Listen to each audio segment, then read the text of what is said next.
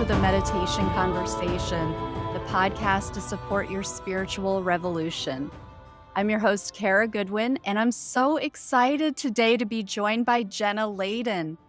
Jenna is the founder of Star Family Wisdom and former global vice president for Whole Foods, who's been leading teams and individuals through change and transformation for over 15 years. As an experiencer of supernatural phenomenon and ET contact, Jenna has developed a passion for helping humans embrace a multidimensional reality without fear. And through her experiences, she began remembering lives off Earth and is now focused on her mission in this life to be a teacher of lost knowledge and wisdom from the stars. So welcome, Jenna. I'm so excited to talk to you today. Hi, Kara. Thank you for having me. As we said before we got on, it's like a reunion. It feels like a reunion. I know. So we both are connected through the Conscious Awakening Network, and that was how we met. And you struck me right away. We were on a big call with a lot of people on a Zoom. And right away, I was like, I know her. And then I realized I'd watched some of your stuff in preparation for an interview with Barbara Lamb. But as the meeting was going on, even though neither of us was really talking that much, I was like, no, I know her. Like, I know her beyond that call. And then your last name is Layden, and my children are Hayden and Layla. Oh my God. So I know. So you've got this earthly symbol in your name that jumps right out to me too. So Oh, wow. it's Isn't that so funny? The nature of synchronicity. really, And especially around those like soul knowing moments yes. when like your consciousness latches onto something that it's familiar with. It's like the universe then creates this like series of synchronicities to almost validate it. Yes, that's right. I mean, completely. And because there's so much. I mean, the more I go into multidimensional knowing and experiences, mystical experiences, the more I can see and experience these layers of how Yes. everything is so layered. And so there's so much that we miss because we might catch like one or two layers of something. Right. And then it's like, wow, there's like some really deep truths that just run through a stack of a whole bunch of stuff. And so things like your name, and they have those are literally like symbols. The letters are symbols and the sounds are symbols. And Yeah. so those are like really special names for me, Hayden and Layla, of course. And then the fact that you've got this like blending of them, it's like, oh, okay, that gets my attention. You know? Right. It's like it's almost like it was pre-planned to get your attention because it Right. probably was. And Probably. Right. I had the same experience when we first connected. It was like, we're supposed to connect. I do have this familiarity with you, and there's this just energetic quality about you that felt right. Yes, I love that. I love it. I love when it's reciprocal like Yeah, that as yeah. well too. That's so beautiful. So let's get back to you and talk about your journey because as I mentioned, you began your career with Whole Foods and you were the global VP of Whole Foods. And now and I think I read that you were also an atheist Yep. for a long time. Yeah, And until now 5 years ago. okay. And then now you're a shaman and a cosmic guide. So these are two very different realities. And I come from a corporate background as well. I worked for a pharmaceutical company for a long time, and then I worked with pharmaceutical companies as my clientele for a long time. So for me, I've stepped into a whole other world too. But I love how you've got this link, how you're used to leading like teams and you're Yeah. used to helping people with change and transformation. So it's like this skill that is across, like you've been holding and developing the skill even before you kind of woke up to different realities, let's say.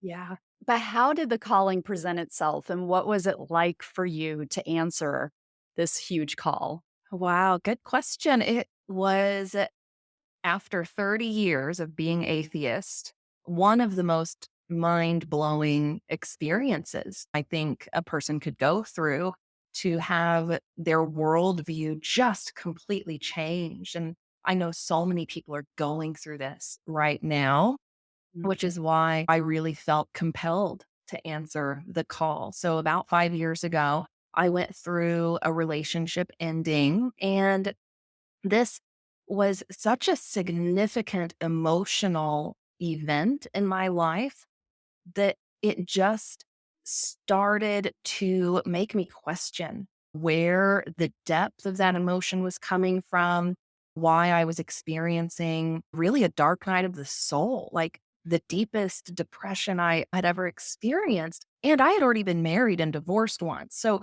I'd had experience with these sorts of Hard. cycles ending. Yeah. Yeah. Uh-huh. And so it was really that triggered this moment of exploration. And I think once that moment of exploration began and I started asking questions, why am I feeling this way? Why do I feel this depth of connection with this person that I don't feel with anyone else? Where is this coming from? All of a sudden, the answers started to present themselves. And this happened in a really interesting way. I now can look back and see that the books I was finding, the information that I was connecting with, was all just unfolding and coming to me in this really rapid but perfectly sequenced way for me to be able to absorb the idea that we have souls, that our consciousness is non-local, that we live in a universe that is energetic and that all things are connected. And so I started going down this spiritual exploration path, and that led me to some past life research, past life regression research, near death experience research, all that sort of stuff. And then I started having real supernatural, quote unquote, supernatural experiences. We now know those experiences to be very natural, right? And part of our human capabilities and faculties. But once those experiences started to happen, like spontaneous past life recall, future visions, having this heightened kind of, clairvoyant type of experience start to occur for me, then it just became clear that I needed to follow that path and I needed to explore it. And it's a long story to get to the point of where I really felt compelled to leave Whole Foods, because there were years of exploration there where I was learning how to meditate. I was learning about how to heal anxiety. I was learning about these soul connections that were established in my life. And while I was engaged in this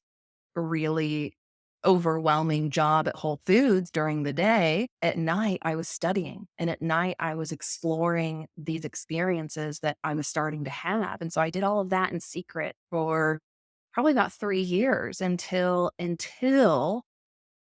the level of guidance started to increase. And ultimately, I was essentially told, it's time. It's time to go. It's time to leave Whole Foods. So I can share a little more about how some of that guidance came through and how that's even connected to my soul level connection with ETs. I would love that because when you were like, after 3 years, then I was guided, and I just got these chills that just went all down my arms and down my core and down my legs. And so, yes, please keep going. It's these experiences, they all compound. And I think one thing that is important for anyone to know is that our consciousness obviously can expand in incredible ways, but that'll only happen at a pace that we can handle, that we can psychologically integrate in a healthy way. So my experiences started with these visions that were so instantaneous, so just vivid in my mind's eye in meditation. And as they started, I would know exactly what they were from the past, from past lives, how they connected to this life, and what sort of karmic story was playing out. So the reason I had felt this depth of emotion when that life event happened with the breakup was because that was a pattern that had been playing out for a few lifetimes. So Uh, yeah, like that is one of my first big moments of, oh, okay, yeah, there's a much bigger picture here to understand. And then as that research kind of continued around that topic, and I started to integrate this understanding about the journey of a soul, then one day I started receiving direct messages. And at this point, I'm probably on maybe year 2 of this at this point, mhm. and integrating this kind of spiritual foundation for myself. And I start receiving very direct messages. So And you can hear them?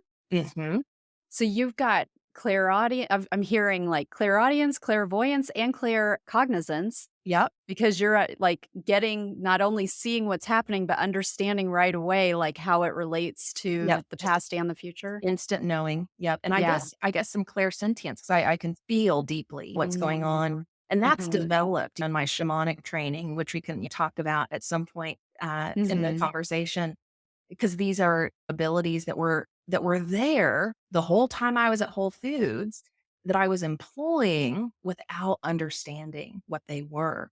And they were subtle enough for so long that I was able to just navigate my reality in a way that allowed me to move up the ranks really fast. I became a global VP by the age of 30 without a Oh, college degree. That's not exactly normal, and I recognize right. that. Yeah. And so I had these abilities to kind of perceive the future and read energy and just intuitively navigate my situation there. But then all of a sudden I started getting the experience of these abilities heightening and becoming more profound. And so how I knew it was not my consciousness, because I think that's a question we always have, right? Is any guidance that I feel like I'm receiving, is that coming from my ego? Is that coming from my higher self? Is that coming from another entity? Right? Like our ability to discern in those situations is so important. And so at the time, you know how we have like these little issues with people in our lives and we might stew on it in our head and like Yeah. get upset with someone. And I was in that space with my stepmom at the time, and I was like having a little internal argument with her in my head Mhm. and was just ruminating on a situation with her. And it was late at night. I was laying in bed, so it was quiet. I was still, but just kind of stewing on this. And all of a sudden, this message came in and cut me off, like interrupted Oh, me. wow. So it was like it came from somewhere else. It was not me. I was having my Uh-huh. own conversation with myself. And I love that. we can own that. We all do that. Yeah. I was very busy in my own head convincing myself about how I was right again. Yeah. Been Exactly. there. And what was extraordinary about this message is that it was telling me basically that I was in my own stuff, in my ego, and that I wasn't seeing the situation properly. And the message was, she is trying to make amends, my stepmother. So we had had a little conflict, and she was offering herself in a way that was generous that I wasn't receiving. So this message came through to help redirect me and help me see something differently. But at the time, I thought, where's that coming from? Like Yeah. we're not supposed to be hearing voices in our head, quote unquote, right? What is this? But I also knew it was helpful. It was coming from a loving place. So it didn't seem like anything I should be that concerned about, right? I shouldn't be worried about it.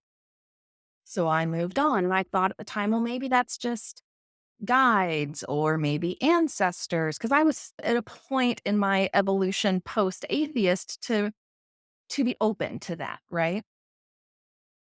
Well, fast forward and this keeps happening. Not really regularly, but every month or two for like the next year, it kept happening.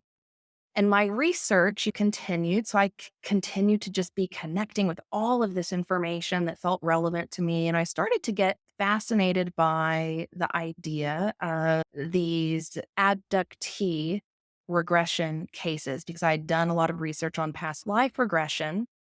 And that led me to finding some regression cases of people who claim to be abducted by ETs. And I'd always been fascinated by space. I'd always deep down inside had this like longing for what was out there without really realizing where that was coming from. And I always thought it would just be so absurd that we'd be alone, but where's the proof? That's the place I was in for so many years. Are you familiar with John Mack from Harvard University? No.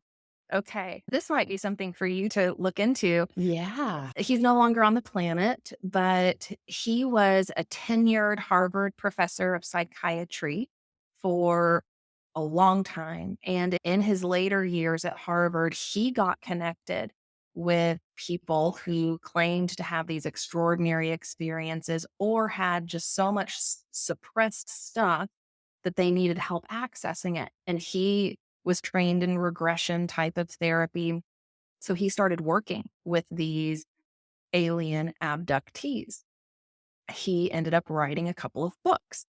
I stumbled upon one of his books. And so this is maybe on year 3 of this exploration at this point that I pick up one of his books.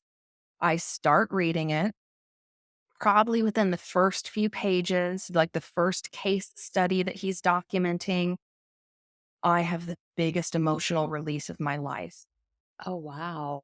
Like just the floodgates opened and tears were streaming out of me for I don't know how long. And when that happened, it was so startling because I knew enough about the science of the mind and aspects of how information or trauma gets suppressed that I recognized when this emotional release occurred, something got triggered.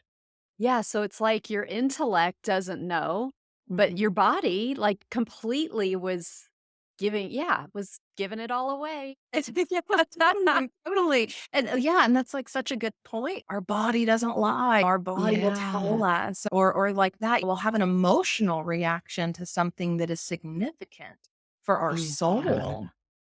And so that's what I recognized in that moment. And I thought, uh-oh. Oh my God, have I been abducted? What's going on here? Like, is Oh, this my that's story? perfect. Uh-oh.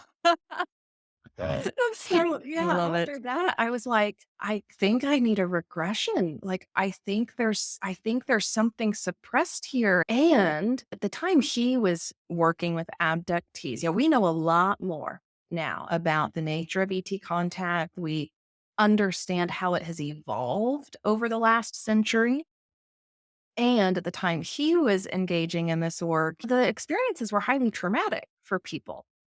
And the nature of any sort of suppressed information is a little traumatic when we allow it to come forward. So, as I'm reading his case studies, they're not all pleasant experiences, but what is true is that there is a profound spiritual transformation that occurs for people after they've navigated unlocking what's been suppressed and facing the fear of what happened. And so he went from essentially being a non-believer in a lot of these topics we're talking about today to having his worldview completely changed. He almost got kicked out of Harvard, but they did not do that because he made a good case for what he was doing. So luckily he got to continue. And anyway, that got me to a place where I knew there was something deeper here that had to be explored. And so in 2020, I went through my first past life regression. I got up the nerve and the courage to do it, to face whatever was going to be there because I didn't know what was going to be there. And I've had 2 regressions. So I've had that one in 2020, and I had one last year with Barbara Lamb to go further in my exploration of my contact. So the one in 2020 was gentle. I was given enough information to recognize that, yes, so many of the synchronicities I haven't even told you about. There were so many synchronicities throughout this period of time, too, that were helping me connect with the right information and start to come to this deeper place of knowing. And in that regression, it was validated that I'd been having various forms of contact with beings who are not on this planet, who my soul is connected with from other lifetimes. Wow. And I was told that we incarnate with soul groups. We have, yeah, I don't know the exact number, maybe 10 or so souls that we are like really tightly bonded with. And in all of our incarnations, we're just constantly incarnating with them, playing different roles, doing things differently each time. But those are the souls we are really, really closely bonded with. We're really moving through existence with them. Hmm. So I was aware of some of that by this time, but in the regression, it became clear that one of the reasons I'd had a lot of anxiety and depression throughout my life, and I kind of felt this loneliness in my life, was because most of my soul group are still in another civilization. Okay. I got chills again. Mhm. Yes. Oh my goodness. Yeah. And then in that Wow. regression, I was told it was time. I'd been having some suspicion that maybe all of this was leading me to change careers, to utilize my leadership in a different way. Wasn't quite sure, but was kind of asking those questions. And this is actually a fun little synchronicity that is related to this moment of the calling and knowing it was Mhm. time to leave. At the end of 2019, I was thinking about the next year and having these thoughts. Is it time to leave Whole Foods? What am I doing with my life? What's been going on? And so I was starting to set intentions and write goals and that sort of thing. And in the moment of thinking, okay, 2020, I think I'm leaving Whole Foods this year, message came in. No, it's not time. Your Really? leadership will be needed, is what it said. Oh, wow. In 2019. The end of 2019. And then a couple months later, the pandemic hit. And Right. it would have been a terrible time to leave because the team did need me at that time. Yes. So Wow. yeah. And I didn't know why at the time, right? It wasn't until later in 2020 that I kind of thought back and connected the dots on that. Like, wow, okay, wherever that guidance was coming from, they knew. Like Yes, that guidance right. knew what was about to happen. So then in 2020, I do the regression and I saw two past lives here on earth that are relevant to what I'm doing today. And then this is a quantum healing hypnosis technique regression. I was gonna ask if it was QHHT. Yeah. Yeah. And I'm sure your listeners are familiar with that being one of the deepest levels of hypnosis we can go into. And so when I was in the deepest part of hypnosis and trance, all of a sudden, the voice coming out of me changed. So the therapist had started to ask questions of my higher self, right? My subconscious, and had gained access, and that information was flowing through beautifully. And so my higher self was speaking about me as a human, like Jenna needs to do X, Y, or Z. Jenna needs to meditate more. I got a little scolded on my meditation Uh-huh. practice. Meditation is important, as we know. That's right. So I was receiving this guidance from my higher self, and then all of a sudden, the voice switched to we. That so the therapist had asked a question, and I think the first kind of shift that was noticeable for him was this answer that said, "We have always been watching and supporting." Mm. And the therapist was like, "Hold on, who is we? Yeah, who are we talking to here? Who exactly is this now?" And long story short, the ET beings that I now know to be my star family, I call them star family because we're bonded at a soul level and we're in this whole game together. We're in service to the healing of Earth together. And so they started to speak through me and continued to validate lots of aspects of my experiences. They validated the fact that I'm here with two specific souls from my soul group. The rest are back on a ship, and that they had been connecting in with me in various ways to guide me and to support this transformation, to wake me up, to help me evolve spiritually, but then to also get me to a point where I would be able to acknowledge the fact that we're not alone and the fact that I do have a connection with these beings. And so it was that regression in 2020. I think that was summer of 2020 that I knew, okay, it's time to put the wheels in motion to leave Whole Foods and answer the call. That's incredible. Thank you for sharing that. Do you have an idea or and want to share about where the star origins are for your family? Yeah, good question. I have continued to gain clarity on that over time. I think it's so easy for us as humans to, especially when we are given lots of information, and we have a cultural phenomenon of that these days around the star lineages and star races. And so it's real easy for us to kind of latch onto a certain idea we think might be for us or a bias that we have. So I didn't have an idea of that for quite a while. I knew for sure I had been visited. I knew for sure I'm in this like telepathic communication with these beings. And I had around that time done a galactic astrology reading from this man, Graham Forskett. He has studied with Dan Winter. He's probably one of the most like advanced people in understanding sacred geometry, how the soul and star systems interact on the level of sacred geometry, and how in our charts, we can identify where our souls may be connected in terms of star systems. Okay. I did not explain that super well because he's the expert, but Yeah, no, but I'm with you. yeah. Yeah. So that was one of my first kind of clues. And my reading pointed to the Aldebaran star system and the Rigel star system, both in the Orion constellation. So I had that in the back of my mind for a while. And then I also started to have in meditation some visions, and uh, not necessarily visions from a detached point of view, but I had experiences where all of a sudden I was experiencing myself as another being. And meanwhile, I'm being guided down the shamanic path. So meanwhile, while this is all unfolding, I'm also going deeper in my meditation practices, going deeper and learning how to journey in the various realms, learning how to access past life information through shamanic practice. So I'm continuously having this develop too. So I started having these spontaneous moments in meditations and in some shamanic journeys where I was experiencing myself as these other beings. That's amazing. And one of them was a mantis being. And Oh, I have a mantis right here. oh, hey.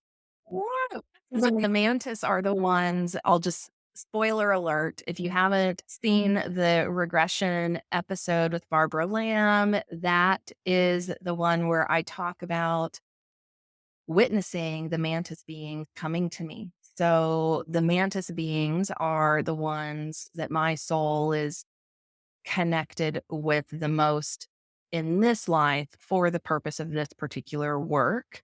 And they're the ones apparently that have been visiting at times. Oh, wow. So I think this is interesting that you have the mantis there and that we're now talking about them, because this is Yeah. how these connections form and Yes. the awareness Mantis comes. pops up a lot in my world, so This makes I'm not sense. surprised. This makes sense. Yeah.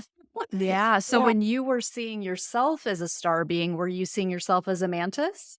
Yes, once I saw myself as a mantis, that was so wild. It's like I was me, but my body was different. I had these arms that were doing these like motions that were just so different. And that was so Wow. interesting. So that was a few years ago that happened. So I was starting to clue into who I might have been in these other lives. One time it was like a feline being, a Wow. bipedal, so Uh-huh. human, but feline, a humanoid feline type species.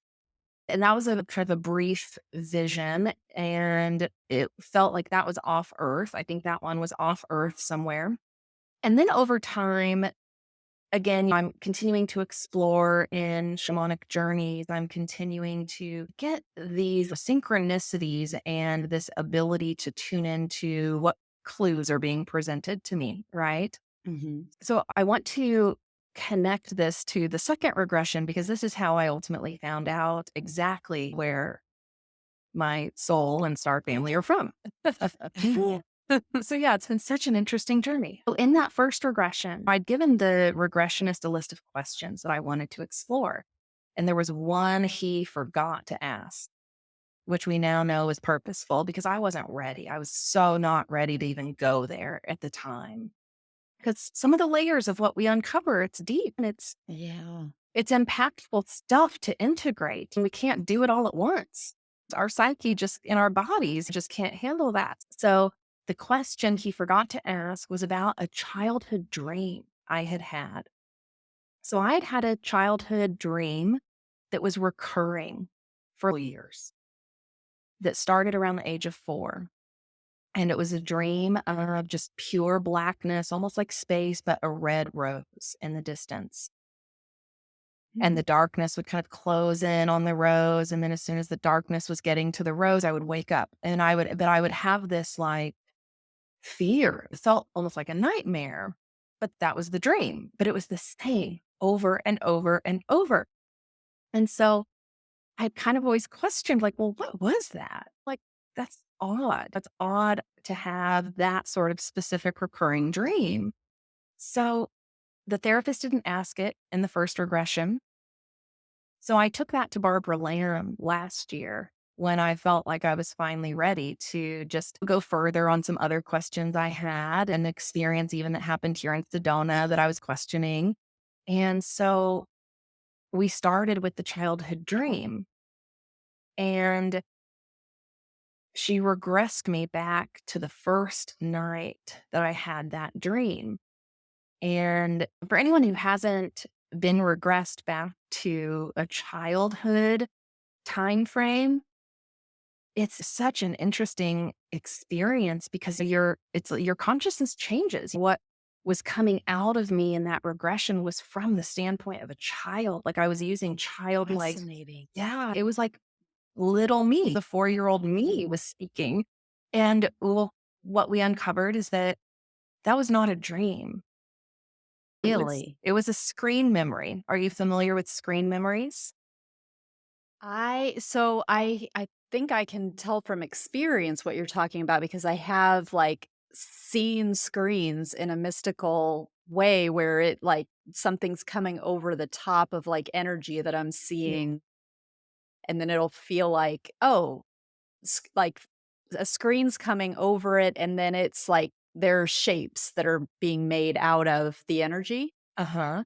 Is So that kind of close? maybe I think there's ways in which our mind like wants to block certain things that we Oh, might be okay. seeing. And sometimes and this is depending on us individually, like depending on the journey our soul's been on, depending on where we're at psychologically, emotionally in this life, we are presented with information that is so counter to our worldview or would be so traumatic for us. Sometimes the mind just blocks that. Mm, Sometimes the mind will create a screen over that really prevents us from seeing the truth until we're ready. okay. So it's like the mind kind of plays tricks on us that way, Right. or it just completely blocks it and suppresses it, right? And this is true for a lot of trauma survivors. A trauma may have happened, but they don't even really have memory of it because the psyche's trying to protect us. It's just like Right. shoving it down so we don't see it. Mhm. And so what I now know to be true, and this is corroborated through lots of other research, apparently the ETs, they're much more advanced than us. They have the ability to put some sort of screen memory in our mind that essentially acts as a placeholder, right, for what did Oh. happen. So that dream was a screen memory. It was something my brain could process as a child, but what was actually happening was something different. And so was that like an ET encounter? Yeah, and the R mantis were there. Really? Yes, Wow. yes. So what I saw at and this is from the standpoint of a child, and I didn't share this specific part of the regression at the time in the episode because it was still I was still integrating it. But in the first like 30 minutes of the regression, I'm bawling. I'm like crying as a kid, like reliving this. And all of a sudden, like I'm not in my home.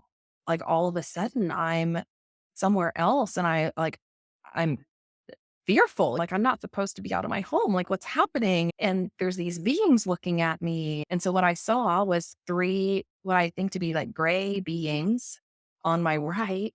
And they were doing something with my arm. And then there was a mantis being on my left. Well, as Barbara moved me through this regression, it became clear that I kind of recognized the mantis being.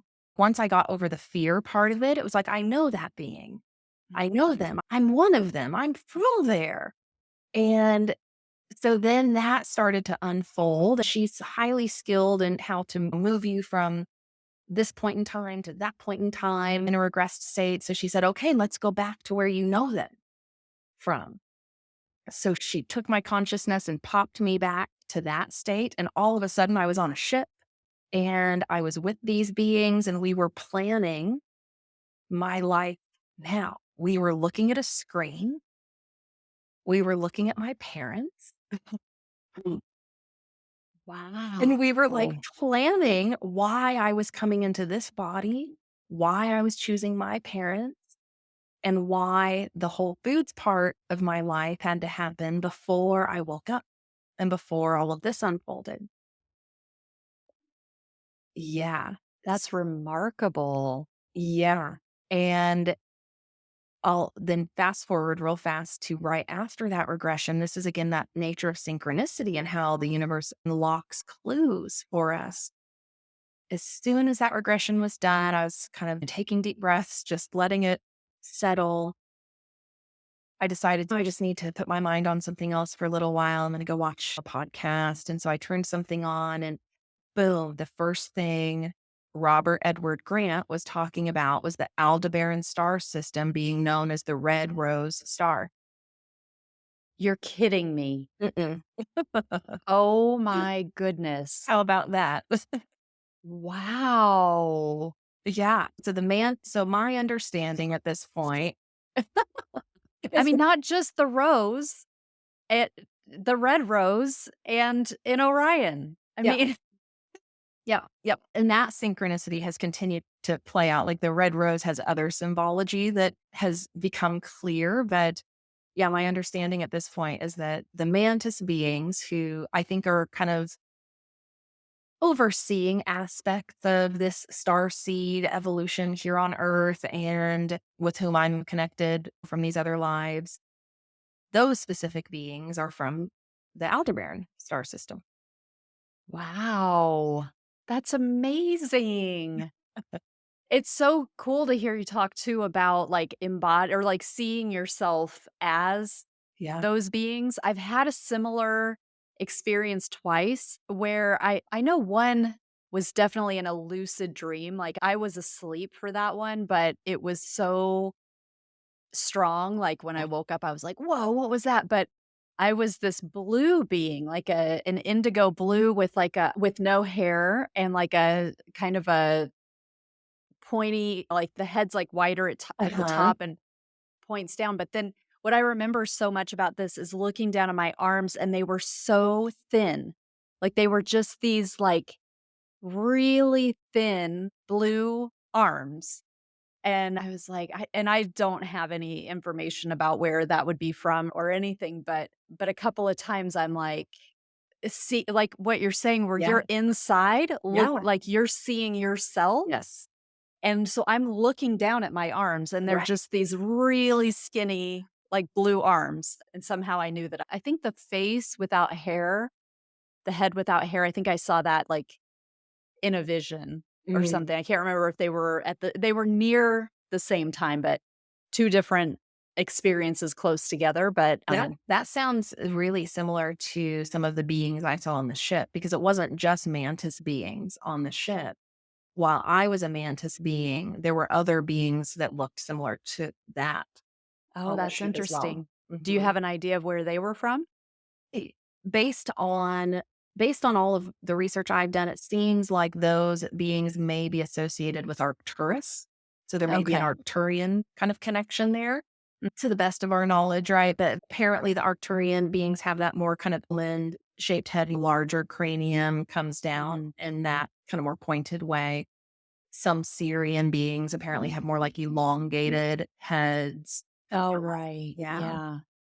That's so fascinating. And I've had like star origin kind of readings and there's some overlap. I've had a couple by a couple different people and there is overlap and sometimes new things come in and I've heard a mantis being before, like as I was falling asleep one night, like I wasn't asleep yet, but I heard this clicking Uh-huh.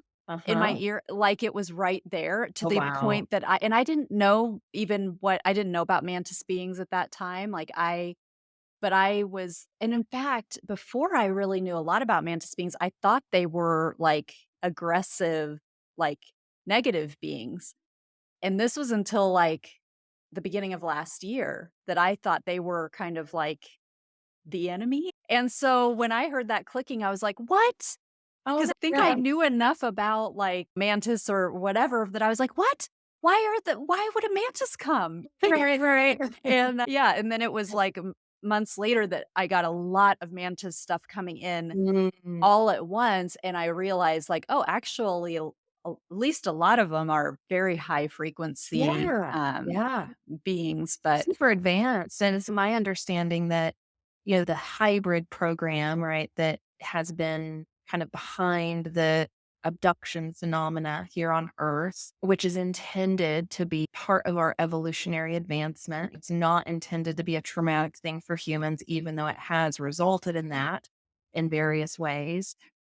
And that has been corrected in various ways. That's where we're seeing an evolution of how they're interacting with humans. And I'm one of those examples, I think. The mantis beings are overseeing that whole operation because they are scientifically, spiritually enough to facilitate with the grays what needs to happen in a way that is aligned spiritually, right, with the proper evolutionary advancement for the all that is, right? So it's almost as though there's like these kind of like in an organization or like in our governmental structures, right? There's kind of like a hierarchy, and there may be one star nation or race that wants to explore a particular path of scientific study in this galaxy or another galaxy. And maybe they need the support of a more advanced race that can oversee or guide them. That sort of stuff seems to be occurring. So, Mhm. so yeah, it's my understanding that at least the ones I'm interacting with are being guided by are highly loving. They're in service to this transformation that's happening on the planet. And I think as we're all awakening to this idea that we're not alone, and as we all find information on our media platforms about the star races, it becomes so easy again to put our human bias and lens on these things and say, this race is all this way and this race is all that way. Well, that's not true. And that's not true on Earth either, right? It's like, Right. if you think about the vastness of our universe, like the diversity is incredible out there, right? Yeah. So even among quote unquote negative groups of beings, it would make sense that there's also positive versions of those beings too, right? Right. Yeah. There's somebody who channels like a high frequency reptilian Oh, trep. Have you come okay, across great. Rob Gauthier, I think is his Okay, name? But, like, for a long time, if I heard reptilian, it was like, right, "No," right. they're bad, and but, I've watched his stuff, and this seems like really legitimate, like, loving, progressive, evolved Yeah, reptilian kinda thing, and Barbara Lamb has a story too she about is. Yep. a reptilian, like, in the physical in her living room, and they were, like, holding hands, and so, yeah, we can tend to be too one-sided Yeah. and forget that the whole universe is evolving, so, Totally. yeah, Yeah. there's a nice representation of everything, really. Right. So, I'm really curious about going back to remember who your parents were gonna be, why you were gonna pick this body, why were you gonna be here at this time, why Whole Foods before you got into even, like, out of atheism? It's like you have been able to consciously integrate a lot of really important information about your life, and now you have founded Star Family Wisdom. So you're working now with people to help them from the galactic sense. Yeah. So I'm really curious just about what you can share in terms of what you see as your mission now and what your purpose is and what you're bringing forth with Star Family Wisdom. Well, thank you for that question. One of the things I accessed in that first regression was a lifetime where I had been a leader of a mystery school and I had been leading spiritual initiates in their journey and Really? Wow. introducing them to the mysteries of the universe. And in mystery schools, the whole point was to really progress through levels of study, levels of spiritual practice that ultimately help you shed your karma, clear the distortion, and come back to a true sense of knowing yourself as God. And in that process, potentially awakening extrasensory abilities, potentially getting to a point where you have acquired supernatural human type abilities. So this was something that has gone on in our Earth's history for a long time, but the last few thousand years have been we've been in our dark ages. We've been in a patriarchal system of operating on Earth, which has not left room for us to integrate, especially in the Western culture, integrate these sorts of spiritual truths that are foundational to our understanding of our reality and foundational to us engaging with our reality in a way that brings more beauty into the world, that allows us to flourish, that allows us to thrive, that allows us to experience the magic that's possible. So, Star Family Wisdom is a mystery school. It's also a podcast, but it's intended to be a place where people can access formal guidance, practices, initiation processes that take them further on their path of coming back to knowing themselves.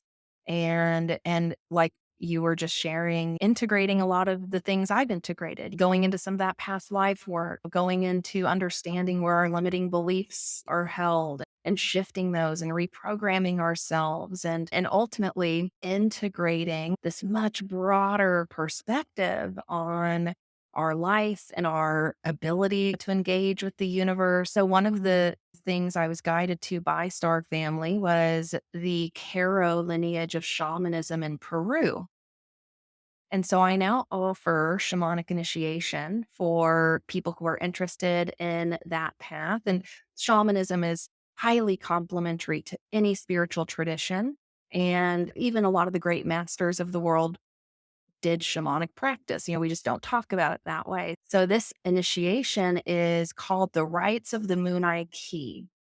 And it's a 10-week process that was delivered to us by the shamans of the Andes. And I've been certified to deliver this. I'm now a certified master shamanic energy medicine practitioner through this lineage. And what is important about the energetic transmissions that we can deliver through this process, and what's important about this lineage, is that the Caro people are descendants of the Incan civilization. When the colonial conquest happened in North and South America, and the Spanish and Europeans were wreaking havoc all over the Americas, there was a small group of shamans in the Incan civilization that fled. They said, we know we've got to preserve this wisdom. We know what's going down here. They saw it coming. Because shamans can see the future, they saw it coming. And so they were like, we're out of here. We're going as far into the mountains as we can. So they did. And they hid there. They hid in the highest altitude mountains of the Andes for the last few hundred years. And it wasn't until like 2 or 3 decades ago, I think maybe the 1970s, so a few decades ago, they came down from the mountains and connected with the outside world and said, we know what's going on Earth right now. There's this massive time of transformation and turmoil and change that's happening. And this is now and knowledge, wisdom that we want to give the world. Like, it's time for the new shamans of the world to come forth and learn this information, receive these energy transmissions and integrate these practices. So what's really cool about this lineage is that while there's so many beautiful lineages on the planet, this one is so pure and it was preserved in a way that is untouched by the trauma that our modern civilization has experienced.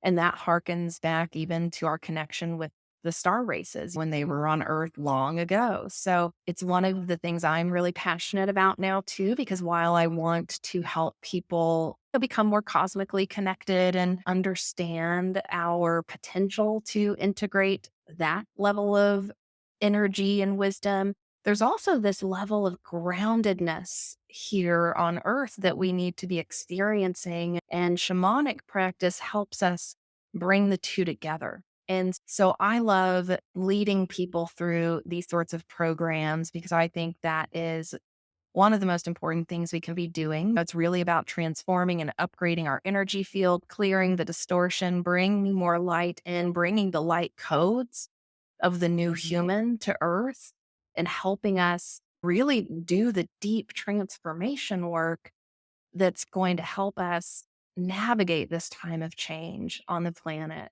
So that's one of the things I offer. We also have sacred geometry courses by Nadi Hana, and she leads a live 8-week sacred geometry course. We also have some pre-recorded courses as well. And then there's lots of free information, free content for people on the site too. And for those who may feel that maybe more like star race, even ancient connection here on the planet, I offer a 7-week spiritual initiation course that is guided by goddess Isis energy. And it's intended to connect us back to the ancient Egyptian temple processes of initiation. So we've got a lot of different ways people can move through their initiation process and reconnect with mystery school wisdom.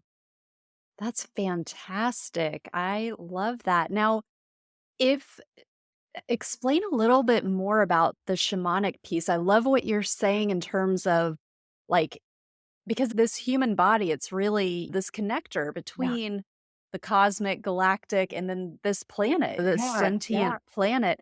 So, how, like, what does somebody, what kind of skills will be developed through a shamanic practice? Or what could somebody expect in terms of, oh, I want to, like, what's missing from my repertoire is this. And, Right. oh, okay, you want to go down the shaman path type of Right. thing. Great question. So it helps with everything. We learn how to open our seeing abilities, right? So we learn how to awaken our perception in new ways. We learn how to do meditative journeys to the lower world where we can access our subconscious, our past. We can access wounds and trauma, and we can learn how to rewrite those stories or rewrite soul contracts with spirit, with the universe. We can even find gifts that we didn't know our soul was carrying, like gifts from other lifetimes, skills, talents, that sort of thing that we can integrate. We can journey to the upper world, which is the realm of spirit and where we can access future timelines. We can access our destiny. We can start to see future probabilities or possibilities for our life and bring that back down here to the middle world. So we call this the here and now, the middle world. So you learn how to go through those sorts of journeying processes, which for someone who is on the spiritual, evolution path, we're here to heal. We're here to transform. We're here to find that highest destiny for ourselves and for the world. And so as a shaman or someone who's on that path, you can gain some of those sorts of abilities. And then we also just engage in a lot of other practices, ceremonial practices, practices with Mother Earth that again help us work in the world of energy to really get to the root cause of what's going on with us. Because everything that's going on in our bodies and our minds and our physical reality, it's all stemming from the energetic. And so when we learn how to work in the world of energy, we can then start to influence the physical in more profound ways and quicker ways and easier ways. And so that becomes something that anyone can integrate into just their daily spiritual practices. So I think a lot of people have different perceptions or maybe preconceived notions about what or who a shaman is. But really, we're just talking about ancient ancestral spiritual practices and learning how to move in the world of energy. And we also work with power animals and archetypes. So we work with archangel archetypes who help us access our destiny, help us access the realm of our past, the realm of or hidden stuff in our subconscious. We learn how to work with these archetypal energies in ways that can support us. Because we're so not alone. We have so much support, so much spiritual guidance that can come to us. And that's not just like our guides and angels or ancestors. It's like there's a lot of other intelligence around us in nature and the animals. And we can learn how to work with them. And we can learn how to receive guidance from nature in new ways, which is really cool. And like you said, ultimately really become a bridge, become this like open channel between worlds. And I really believe now that I think the reason I was guided to this lineage and to be able to lead people into it is because so many star seeds need to awaken their ability to navigate reality in these ways. Oh, that's beautiful. Yeah. And you've just reminded me that I kept dreaming about a peregrine last night, a type of bird, and I meant to look that up. So Yeah. now I'm like, okay, yeah, you mentioned animal totems and Yeah. the intelligence of nature, and that's such a specific. I don't even know Yeah. if I'll be able to find information about the specific totem of the peregrine.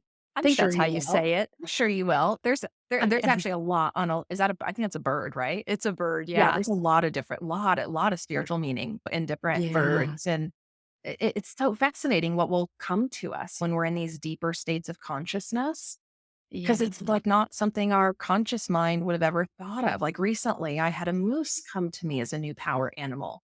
Oh, Never would have thought a moose. right. Yeah. That's random like mine. Yeah. Yeah. Well, it's interesting as you're talking about navigating the energy and navigating our fears and some of the you touched on the shadowy parts. And when we were talking about reptilians and the negative entities and things like that, I heard you saying when I was listening to your recordings from not too long ago, but you were talking about the germination Mm, of a seed and mm, how it needs the darkness. And yeah, I loved this point so much because I have spent time on my journey being like, it's all light, it's all love, and I'm going to ignore everything else. yep, And it's been through my own maturation and then also some of my own journeys that I've had, like mystical journeys where I can see scary things or I can see like this and I'm inside myself. So I can see that it's there yeah, and I have to I have to keep my fear in check yeah, because it's like, okay, this is scary. Like what I'm looking at is like a monster. I mean, like literally I'm seeing like a reptilian type oh, of, yeah, thing, but I'm also kind of like there's a part of me that, like, I think my mind is playing tricks on me because it's like looking at a Magic Eye mhm, poster, and it's like looking like a lot of static, and then that's kind of what pops out, mhm, and I'm like, "But I think it's just how I'm looking at it." I think if I change how I look at it, it's something else, but not succumbing to fear is such an important piece of it, but it's also this, like, willingness to explore and to encompass, like, the entirety of who we are and to know that certain things serve purpose. So, like, without being confronted with that type of scary, let's label that as scary, without my friend, the reptilian with his I mean, the teeth on this thing, there are a lot of teeth. Let me tell you, they're sharp. But without that, I don't get to, like, flex my fear muscle yeah, or, like, see, like, how much I succumb to that as an example. It's like I can't see how brave I am if I don't confront it. And we get that on all different levels because when we're talking about working with energy, but just everything is energy, our whole, and you talked about like a screen, and it's like everything that we engage with in the physical, underneath that, within it, running through it is energy. Right. And then we have the physical overlaying that. Yeah. But we're here in the physical. So I had another experience very recently where we were talking about claircognizance, and it was like all these layers just came in, and I could see this specific area of my life where I could see all the layers, and that there were things that I had to do in the physical Yeah. to because it would help my growth and this other person, but it was going to be very hard. It was going to be a hard thing for me to do, but I'm in the energy. I'm like, I can see it all, but I'm seeing Yeah. it energetically. I'm understanding it, but I'm like, well, I'm in the energy now, so let me just see what I can do in the energy. Like, I get it. I get it. I get the lesson. Yep, totally right. Now let's just fix it energetically so I don't have to do it in real life, like in my physical, fully knowing that the whole point of it is that I have to do it on this plane and they have to have the choice. Yeah. They have to be presented with this choice of, do Yeah. you want this or do you want this? Yeah. And that's really important for their soul's purpose. And if I don't give them that opportunity, then they don't get the opportunity. But it's really important for their growth. And it was important for me, for my ego and my pride. Yeah. Like there is an element of me like needing to be vulnerable, needing to let go of my pride, but I was like, there's no way I'm gonna do this. Like I'm getting emotional just thinking about it, where I was like, I do not there I wanna do a gazillion things more than I wanna do that. Yeah. Hard. It's hard facing these sorts of things. Yes. Yes, even when Yeah. your soul is Yeah. supposed to do this and Yeah. their soul is relying Yeah. on you to Yeah. do it.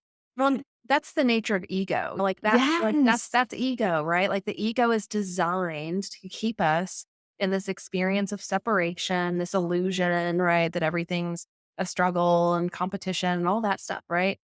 And so when we're healing and we're accessing these new layers of awareness, the ego is gonna show up fighting that. Like the ego Yeah. is like, nope, I don't want to go there. Like I'm comfortable here. I want my life the way it is. I don't want to face growth. Right. And so we've got to push through that. And that's hard. Like that's hard stuff. Yeah. Yeah. And but it's just so funny, like how layered things are and how much we just, I don't know, it's kind of fun to be working with energy and also to recognize that, hey, we've got this human Yeah. experience here Yeah. too. And it can't be like, you can't get around it. No, no, because we're doing this. Like that's the whole point. Yeah. Like the energetic gets the wheels in motion, right? But then the physical action has to happen. And so yeah, or if you get the energetics in motion enough and you're really resisting the physical action, well, the universe is going to create some physical things that might happen that maybe are not exactly how you wanted things to play out. Like the universe is, if you're on this path, like the universe will push you, right? Like the universe is going to Right. push you to your limits a bit for your growth. And it's our choice, right? It's like our choices Yeah. to how we participate in that and how we own those aspects of our soul growth or decisions we need to make or changes we need to make in our lives or boundaries we need to set. And so, yeah, if we can get ahead of that, right, and we can be proactive in what our soul knows it needs to do for its growth, then yeah, we're going to have a little easier time in that evolution. Yeah. So yeah, we don't want the universe to push us off the cliff, right? Like we want to be in control of some of that. Shamanic practice is really cool for that reason too, because it gives us the structure to work with that helps us make those changes. It really helps us navigate. How do we go from this timeline to this timeline, right? Like we hear that phrase a lot out there, like Yeah. timeline shifting and all that sort of stuff. Well, that requires big change in your life. We can work in the energetics and see a lot of stuff And sometimes we can do levels of healing that do shift the required physical actions, right? So, yeah, it's all learning about how all that connects and like you being brave enough, willing to face what you need to face and show up for that. We're here to show up for life. And Yeah. we're here during challenging times on earth. And we're also here with lots of karma and baggage from these times of violence and trauma on earth that we're all clearing and shifting and healing. So we're all going through these moments of facing these like hard choices, the forks in the road, right? Yeah. That either help us perpetuate karma or clear the karma and move down a different path. So well said. That's beautiful. Thank you, Jenna. So tell everybody how they can find out more about Star Family Wisdom and you and your offerings and podcast and everything. Oh, thank you, Kara. So you can find Star Family Wisdom online, starfamilywisdom.com. We're also on Instagram, Star Family Wisdom, Star Family Wisdom Podcast. And you can connect with me on Instagram, Jenna_Layden. And our next Rites of the Moonai Key Shamanic Initiation is coming up in May. So if you're interested in that, you can find it on the website and learn a little more there. We'll also be offering a master class ahead of time to just talk a little more about shamanic initiation, what the whole process is all about, what you can experience. So you can sign up for that on the website as well. And then I'll be speaking next month at the Portal to Ascension conference in San Diego. And there's still time to sign up. I think there's still some space left. So go to, I think it's ascensionconference.com and check out tickets if you want to come join us live in person. It's I think a 3-day weekend conference. So I'm looking forward to that. Wonderful. Great. Thank you. And I do encourage everybody to go check out the Star Family Wisdom website because there is a ton of information out there. You've got a lot of like free ebooks and master courses and things like that. So do go check it out. And Jenna, this has been a ton of fun. I can't wait to have you on again. It was so And fun. Thank you. There's so much to yes, talk about. Oh my gosh, we could talk for days. I know. Literally, I have a whole list of things here, and we got to. So tell me how you got to from Whole Foods to Right. being a cosmic guide. That's all we got through, so- Right. which was perfect. So, well, thank you so, so much. I've loved this. Oh, thank you. And thanks to your audience for their presence and willingness to engage in these sorts of conversations. I'm so grateful.